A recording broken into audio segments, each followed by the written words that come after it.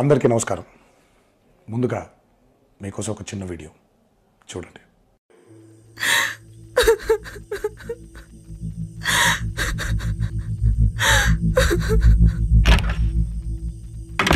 శ్వేత, ఏమైంది? ఏమైంది? ఫేస్బుక్ లో ఒకడు ఫ్రెండ్ రిక్వెస్ట్ పంపించాడే, యాక్సెప్ట్ చేశాను. నంబర్స్ ఎక్స్చేంజ్ చేసుకున్నాం, క్లోజ్ అయ్యాం.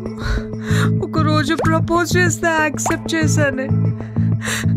అటువంటి ఫొటోస్ అడిగాడే, పంపాను. ఇప్పుడు ఆ ఫొటోస్ అడ్డు పెట్టుకొని బ్లాక్ మెయిల్ చేస్తున్నాడే. నాకేం చేయాలో అర్థం కావట్లేదే.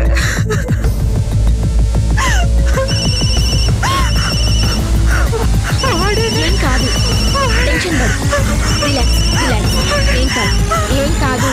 వ్యక్తిగత సమాచారాన్ని సోషల్ మీడియాలో పోస్ట్ చేయకండి. తగు జాగ్రత్తల్ని వహించండి. అపరిచిత వ్యక్తులతో ఆన్లైన్ పరిచయాలు అనుకోని కష్టాలకు కారణం కావచ్చు. ధైర్యంగా హైదరాబాద్ సైబర్ క్రైమ్కి రిపోర్ట్ చేయండి. జాగ్రత్త.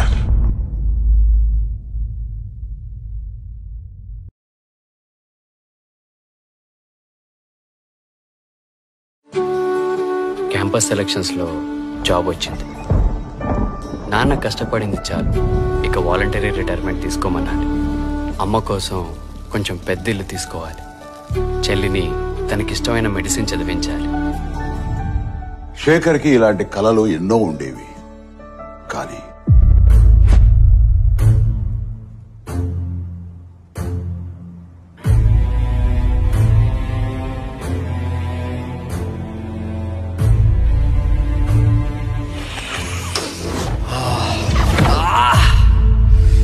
డ్రగ్స్ అలవాటయ్యాక శేఖర్కి తన కలలతో పాటు జీవితంలో మరెన్నో దూరం అయ్యాయి.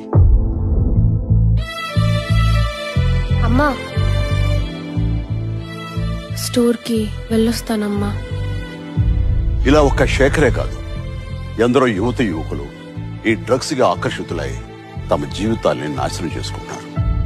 మీకు తెలిసి ఎవరైనా ఈ డ్రగ్స్ అమ్మటం గాని, కొనటం గాని, వినియోగించడం గాని చేస్తున్నట్లయితే ఆ సమాచారాన్ని వెంటనే తెలంగాణ యాంటీ నార్కోటిక్స్ బ్యూరోకి తెలియచేయండి. మీరు చేయాల్సిన ఫోన్ నెంబర్ 87-126-71111. మీ వివరాలు గోప్యంగా ఉంచబడతాయి. బాధితులను ఆ మత్తు నుండి దూరం చేయటమే వారి ఆశయం తప్ప శిక్షించడం కాదు. డ్రగ్స్ రహిత సమాజమే లక్ష్యంగా సాగుతున్న మన తెలంగాణ ప్రభుత్వ సంకల్పంలో నాతో పాటు మీరు చేతులు కలపండి.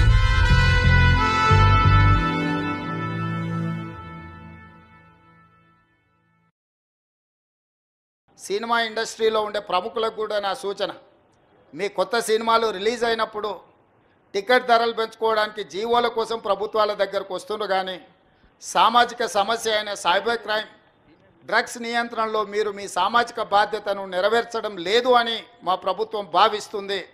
నేను మా అధికారులకు సూచన చేస్తున్నా, రేపు ఎవరైనా కొత్త సినిమా రిలీజ్ అవుతుంది, సినిమా ధరలు పెంచాలి అని ప్రభుత్వం దగ్గరికి అప్లికేషన్ వస్తే వాళ్ళు డ్రగ్స్ నియంత్రణ, సైబర్ క్రైమ్ నియంత్రణలో ఒక అద్భుతమైన వీడియో ఫుటేజ్ను ఆ సినిమాలో ఏ స్టార్స్ ఉన్నారో అదే స్టార్స్తో వాళ్ళు ఒక ప్రోగ్రాం మనకు చేసి ఇవ్వాలి.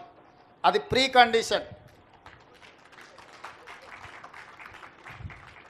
నేను స్పష్టంగా మా అధికారులకు ఆదేశిస్తున్నాను, ఎంత పెద్దవాళ్ళు ఎవరు వచ్చి మనల్ని రిక్వెస్ట్ చేసినా వాళ్ళు సైబర్ క్రైమ్కు సంబంధించి, డ్రగ్స్ నియంత్రణకు సంబంధించి ఆ సినిమాలో నటించిన తారాగణం, ఆ సినిమా ప్రొడ్యూసర్స్ 1.5-2 minutes నిడివిగల ఈ సమాజాన్ని పట్టి పీడిస్తున్న వీటికి వ్యతిరేకంగా వాళ్ళు మనకు వీడియో విజువల్స్ తీసుకొచ్చి ఇస్తేనే వాళ్ళకి ఏమైనా వెసులుబాటు, సౌలభ్యాలు ఇవ్వాలి.